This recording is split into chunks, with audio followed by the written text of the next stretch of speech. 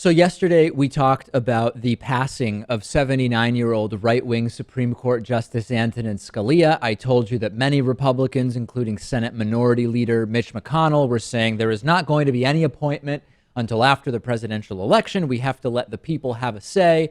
And of course, this was absolutely and comically ridiculous. The people had a say. They elected President Obama to serve from January of 2013 until January of 2017. And any Supreme Court vacancies that come up during that time are President Obama's to nominate a candidate for. Now, we've been investigating what was probably hypocrisy, probably a double standard on the behalf of Republicans. And oh, what we turned up, Lewis. The entire framing from the Republicans is based on a sort of two-part idea, right? Part one of the idea is Supreme Court openings in the last year of a presidency are rare, and thus we should handle them differently than we would during other years of a presidency. And that it is controversial or unusual with less than a year before the next election to decide on new justices, right? That's sort of what the Republican obstruction is based on. The idea that these situations are both rare and very, very controversial. Both assertions are totally laughable. And I want to go in order and really, as I like to do, piece by piece, break this down for you. So let's look at assertion number one, that these Supreme Court vacancies in presidential election years are rare. That is not true. 8 times during the 20th century, there were election year Supreme Court nominees. Okay, that is number one.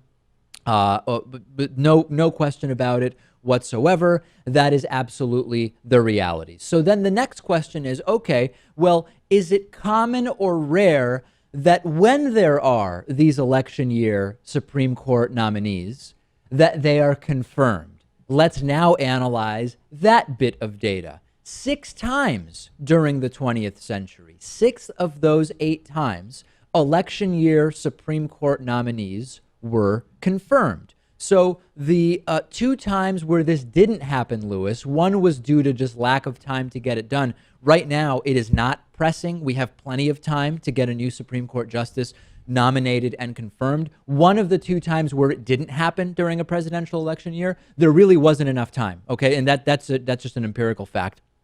The other time, there was bipartisan filibustering of a Lyndon B. Johnson nominee in a sort of very specific situation. It wasn't just like a partisan obstruction situation like we have now, but it gets even better because when we look at Mitch McConnell and the current Republicans specifically, you will note that in 1988, Mitch McConnell himself, who is leading the charge to obstruct President Obama's eventual Supreme Court nominee, in 1988, McConnell himself voted to confirm a Supreme Court nominee during Ronald Reagan's last year in office. That nominee happened to be current Supreme Court Justice Anthony Kennedy. And in addition to that, Chuck Grassley also voted to confirm Anthony Kennedy in 1988. We'll talk more about Chuck Grassley a little bit later. So, broadly speaking, what statistics do we have about how long it takes to confirm a Supreme Court justice? Would it be rushed for President Obama to do this right now with 9 months left until the next election and 11 months left until the next president would take over? Absolutely not. Let's take a look at some of the data involved there. Number one, the Senate has never taken more than 125 days to vote on a successor to the Supreme Court from the time of their nomination. 125 days. Keep that number in mind. Number two, the average time to confirmation or rejection or withdrawal of a Supreme Court nominee is 25 days. 25 days. And since 1975, the average days from nomination until the final Senate vote have been 67. Okay, so now that we know those numbers, how much time do we have? Upon Justice Scalia's death, 342 days remained in President Obama's second term, Lewis. Nearly 3 times the maximum that it has ever taken the Senate to vote on a successor for a Supreme Court position. Absolutely no reason whatsoever that President Obama shouldn't be able to nominate and get a decision, a vote from the Senate on his replacement for Antonin Scalia? I think you're forgetting one important reason. Oh, go ahead.